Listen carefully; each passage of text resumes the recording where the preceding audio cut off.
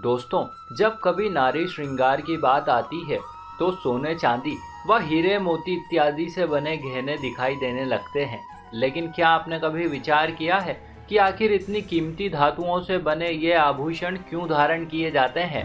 अब आप में से बहुत से लोगों का उत्तर होगा सुंदरता बढ़ाने के लिए। लेकिन दोस्तों, आपको बता दें कि हिंदू शास्त्रों के अनुसार इन कीमती आभूषणों को महज सुंदरता बढ़ाने के लिए धारण नहीं किया जाता है, अपितु इन्हें धारण करने के कुछ और उद्देश्य हैं। वैसे इसी क्रम में आज हम आपको सोना, चांदी, नीलम मोती तथा रक्तमणि के संदर्भ में कुछ ऐसी जानकारियां प्रदान करेंगे जिन्हें जानकर आप हैरान रह जाएंगे। तो चलिए शुरू करते हैं। नमस्कार और एक बार फिर स्वागत है आप सभी श्रोताओं का आपके अपने वीडियो कलेश यूट्यूब चैनल पर।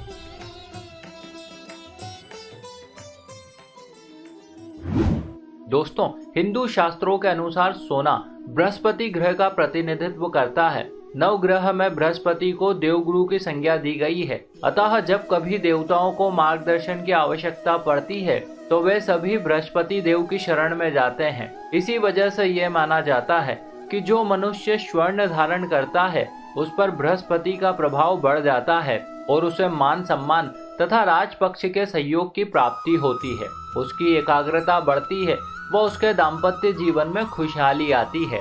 संभवतः इसी वजह से हिंदू धर्म में विवाह के दौरान वर को सोने की चेन व अंगूठी तथा वधू को सोने का मंगलसूत्र उपहार में दिया जाता है ताकि उन पर बृहस्पति देव की छत्र छाया बनी रहे।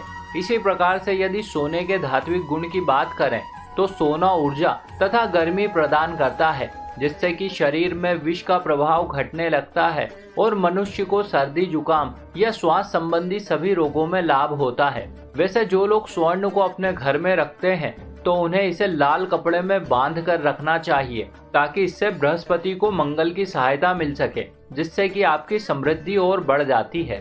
तो दोस्तों, ये थे स्वर्ण से होने वाले लाभ। अब बात करते हैं इससे होने वाली हानियों की। दरअसल उन लोगों को सोना धारण नहीं करना चाहिए जो लोग स्वभाव से क्रोधी हैं। वर्तमान में बहुत सी महिलाएं अपने पूरे शरीर पर स्वर्ण के आभूषण धारण कर लेती हैं, जबकि हिंदू ग्रंथों में ये बात स्पष्ट रूप से बताई गई है कि स्वर्ण आभूषणों को कभी भूल कर भी कमर पर अथवा कमर के नीचे अर्थात पैरों पर कभी धारण नहीं करना चाहिए।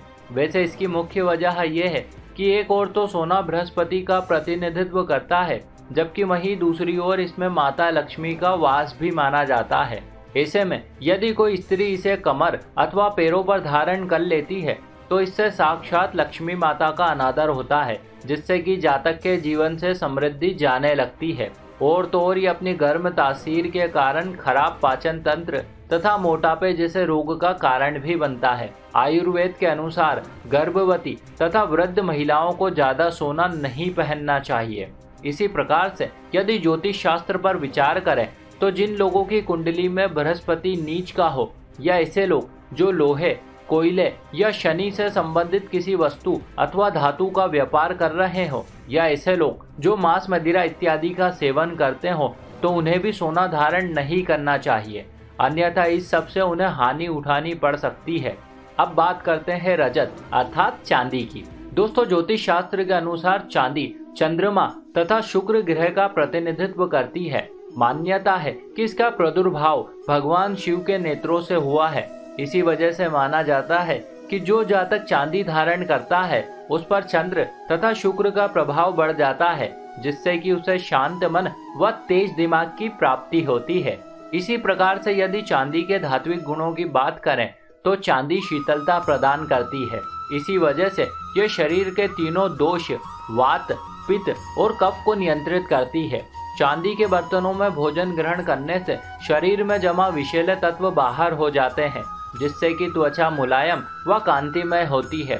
और तो और चांदी के गहने पहनने से उक्त रक्तचाप अर्थात हाई ब्लड प्रेशर में राहत मिलती है। साथ ही साथ इसके प्रभाव से हड्डियां मजबूत होती है व थकावट की वजह से शरीर में होने वाले दर्द से भी छुटकारा मिलता है। इसी वजह से महिलाएं चांदी की पायल व बिछिया अपने पैरों में धारण करती हैं। अब बात करते हैं दोस्तों इससे होने वाली हानि की। जो लोग दूध अथवा चावल का व्यापार करते हैं या इनका अधिक सेवन करते हैं तो उन्हें चांदी का प्रयोग बहुत सोच समझकर करना चाहिए। अन्यथा इसके प्रभाव से जातक की सुंदरता, प्रेम व वैवाहिक जीवन बुरी तरह से प्रभावित हो सकता है। साथ ही साथ ये भावनात्मक रूप से भी मनुष्य को परेशान कर सकती है।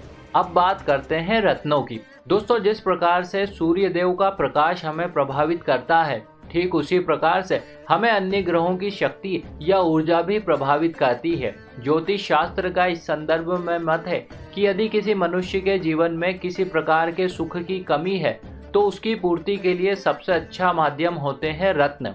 दरअसल रत्नों को शरीर के कुछ विशेष अंगों पर धारण किया जाता है, जिससे कि वो उस ग्रह की किरणों को आकर्षित कर मनुष्य के शरीर तक पहुंचाते हैं। फलस्वरूप जातक के जीवन में संबंधित ग्रह का प्रभाव बढ़ जाता है, जिससे कि उक्त के रोग, दोष इत्यादि विकारों का नाश होता है और उसे शुभ फलों की प्राप्ति होती है।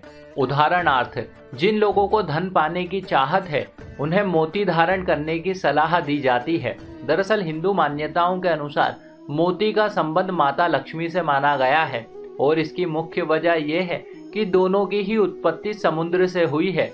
अतः जो जातक गोल तथा लंबे आकार का मोती धारण करते हैं उन पर माता लक्ष्मी की विशेष कृपा होती है।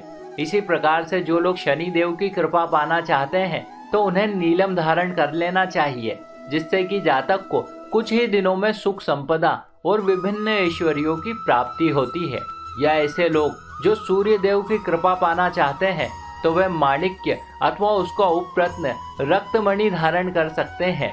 रक्तमणि के प्रभाव से जातक के आत्मविश्वास में बढ़ोतरी होती है, उस पर नकारात्मक तथा बुरी नजर का प्रभाव समाप्त हो जाता है और उसे अपने जीवन में मान सम्मान, अच्छे स्वास्थ्य और सफलता की प्राप्ति होती है। लेकिन दोस्तों, जिस प्रकार से सही दवाई लेने के लिए डॉक्टर की सलाह ली जाती है, ठीक उसी प्रकार से किसके लिए कौन सा रत्न उपयुक्त है यह जानने के लिए योग्य ज्योतिषाचार्य की सहायता लेनी पड़ती है। ज्योतिष शास्त्र के अनुसार इन शक्तिशाली रत्नों का सीधा संबंध ब्रह्मांड में स्थित 9 ग्रह, 12 राशियों तथा मनुष्य की जन्म कुंडली से होता है।